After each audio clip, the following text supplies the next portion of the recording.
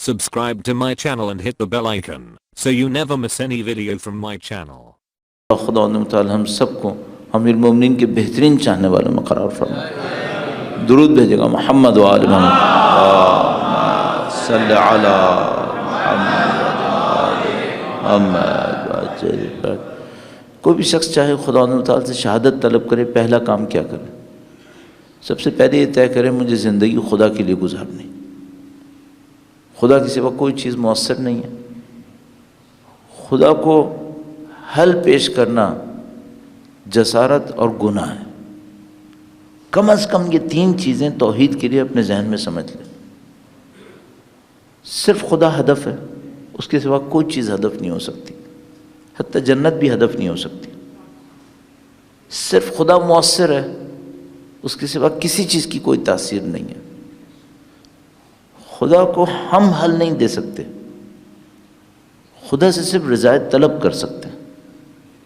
اگر کوئی تین چیزوں کو درک کر لے، شعور کے اندر لے آئے، ریاکاری سے بچ جائے گا، دکھاوے سے بچ جائے گا، خلوص اس کے دل میں آئے گا.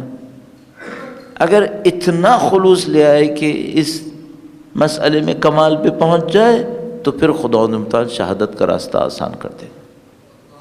بس یہ پہلی شرط ہے. آپ نے ان شہیدوں کی اور خاص کر شہید قاسم سلیمانی کی نہیں معلوم کتنی کلپس دیکھی ہوں گی، نہیں معلوم کتنے پیغامات پڑھے ہوں گے، آپ نے کتنے پیغامات تقاریر میں سنے ہوں گے. جو چیز آپ کو اور ہمیں بالکل 100% یقین کے ساتھ نظر آتی ہے وہی کہ اس شخص کے اندر دکھاوا نہیں ہے، اس شخص کے اندر ریاکاری نہیں ہے. اس جیسے شخص کی پہلی شرط یہی ہے.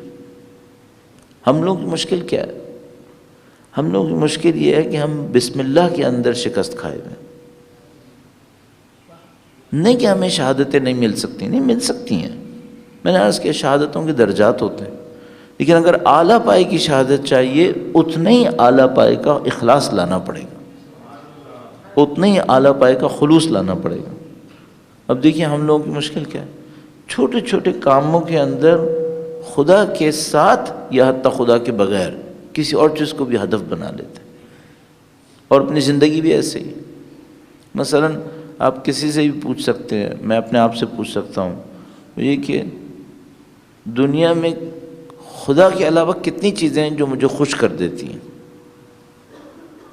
بے حساب ہیں.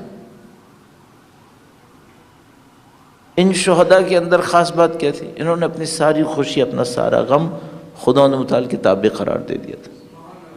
خدا کی خاطر خوش تھے، خدا کی خاطر غمگین تھے. سلم لمن سالمکم حرب لمن حاربکم محب لمن احبکم. یہ سب اس کی خاطر زندگی گزار رہے تھے. تو آپ ان شہید کے اندر دیکھیں، جیسے ہی کوئی شخص خدا متعال کی خاطر زندگی گزارتا ہے اس کے اندر خود بخود ایک چیز آتی ہے، وہ یہ آتی ہے کہ وہ انتہائی متواضع ہو جائے گا، دوسروں کے لیے اپنے آپ کو شمار نہیں کرے گا. آپ نے اسی کے لیے کئی واقعات دیکھے ہوں گے ان کی زندگی کے اندر. مثلا کسی شہید کے بچوں تک پہنچیں تو ان کا رد عمل کس طریقے کا ہے. جب وہ اپنے سے کہیں کم عمر کے لوگوں تک بھی پہنچے تو ان سے کس طریقے سے پیش آئے. یا مثلا اتنے بڑے اجتماع کے اندر کھڑے ہو کر لوگوں سے کہہ رہے ہیں کہ کیا آپ مجھ سے راضی ہیں، کیا آپ مجھ سے خوش ہیں. یہ سب ان کے خلوص کی نشانی ہے. تو اگر میں اور آپ چاہتے ہیں واقعاً اس راستے کے اوپر چلیں، واقعاً یہ خلوص ہم تک پہنچے، تو پھر میں نے عرض کیا آپ کی خدمت میں سب سے پہلی چیز جو کم از کم اس رابطے کے اندر شروع ہوگی وہ یہ کہ ہم اپنے آپ کو کاؤنٹ کرنا بند کر دیں، ہم اپنے آپ کو شمار کرنا بند کر دیں، ہم اپنی پروجیکشنز بند کر دیں. یہ کہ ہم کہیں ظاہر ہوں اس کو بھول جائیں. اگر ہم اس بات کے اوپر محنت کریں گے کہ ہم اور ہماری کوئی چیز ظاہر نہ ہو، خدا اس کا دین ہو وہ ظاہر ہو، خدا اس کے احکام ہو ان کو اہمیت ملے، تو پھر یہ سمجھ لیجیے ہمارا راستہ شروع ہوگا. دوسری چیز جو ان کی ذات کے اندر، ان کے کام کے اندر نظر آتی ہے وہ تدبیر ہے. جذبات کے اعتبار سے یہ وہ لوگ ہیں جنہوں نے ساری جوانی جنگوں میں گزاری ہے. آپ نے دیکھا ہوگا ان کی کچھ تصویریں 80 کے دہائی کی موجود ہیں. ساری زندگی جبہے پہ رہے، محاذ جنگ کے اوپر رہے، اس کے باوجود جذباتی لوگ نہیں ہیں، مدبر لوگ ہیں۔ رب المعظم نے ان کی جو دو خاصیتوں کی طرف اشارہ کیا، وہ ایک ان کا دیندار ہونا، پرخلوص ہونا، دوسرا ان کا صاحب تدبیر ہونا۔ پتہ نہیں کیوں دنیا کے اندر اس طریقے سے ہو گیا ہے، ہم لوگ اس کو محاورے کے اندر بھی بیان کرتے ہیں اب، تو ہم کہتے ہیں یا انسان اچھا دیندار ہوتا ہے یا مفید اور کارآمد ہوتا ہے۔ یعنی مثلا کیا کہ اگر کوئی بہت زیادہ دیندار ہوتا ہے، کارآمد نہیں رہتا، اچھا مینیجر نہیں ہوتا، تدبیر اچھی نہیں کرتا، اور بدقسمتی یہ ہے کہ اگر کوئی تدبیر اچھی کرتا ہے اس میں دینداری کم ہوتی۔ تو مثلا آپ مسجدوں کے اندر دیکھیں گے، مختلف جگہوں پہ دیکھیں گے، کسی کو دیکھیں گے متقی پرہیزگار ہے، ایک ادارہ نہیں چلا سکتا، یا کوئی شخص آپ دیکھیں گے ادارہ بہت اچھا چلا سکتا ہے، دل میں تقویٰ نہیں ہے۔ ان جیسی شخصیتوں نے ان دونوں کو جمع کر کے دکھایا، اپنے اندر دینداری بھی رکھی، لیکن وہ دینداری ایسی نہیں تھی جو ان کو کارآمد ہونے سے دور کر دے۔ دیندار تھے، انتہائی مفید تھے، اور مفید ہونا ایسا نہیں تھا کہ ان کو دینداری سے نکال دے، نہیں، مفید تھے لیکن دینداری کے اندر تھے۔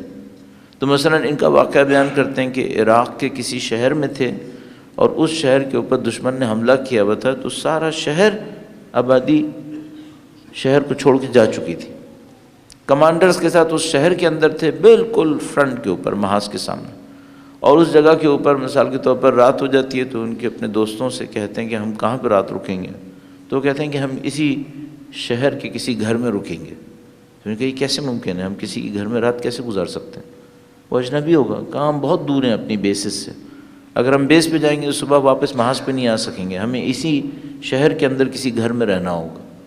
تو مثلا ایک گھر کے اندر رات گزاری، اس گھر کے اندر، اب ذرا تصور کیجئے گا، اس شہر میں جنگ ہو رہی ہے، اس جنگ کی وجہ سے سب جا چکے ہیں، گھر کا مالک جا چکا ہے، اس کی ساری چیزیں ایسے ہی پڑی ہیں، اور یہ اس شہر کے دفاع کے لیے کمانڈر بن کے اس شہر میں آئے ہیں، اور یہ اس شہر کے اندر رکتے ہیں، اس کے کچن سے کچھ کھاتے ہیں، تو جتنا کچھ چیزیں استعمال کرتے ہیں اس سب کا پیسہ وہیں پہ رکھتے ہیں، اور ایک خط کے ساتھ کہ یہ میرا ٹیلی فون نمبر ہے، اگر تمہیں کوئی کمی لگے کہ ہم نے پیسے دینے میں کمی کی ہے تو اس نمبر پہ رابطہ کرنا، میں باقی پیسے بھیج دوں گا۔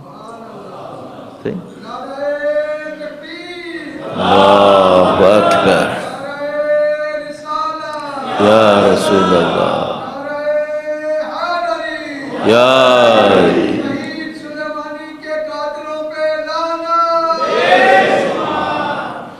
تو ان لوگوں کی زندگی میں کیا نظر آتا ہے؟ ان لوگوں کی زندگی میں نظر آتا ہے کہ پرخلوص ہیں، دیندار ہیں، مدبر ہیں، لیکن اپنی زندگی میں شریعت سے باہر نہیں ہیں، شریعت کے تابع ہیں، شریعت کی پابند ہیں۔ تو مثال کے طور پر اپنی تمام تر مصروفیتوں کے ساتھ، اپنی تمام تر زندگی کے ساتھ اللہ کی بندگی کے لیے وقت نکالتے ہیں یا نہیں نکالتے؟ ہم لوگ پتہ نہیں کیوں ایسے نہیں ہیں۔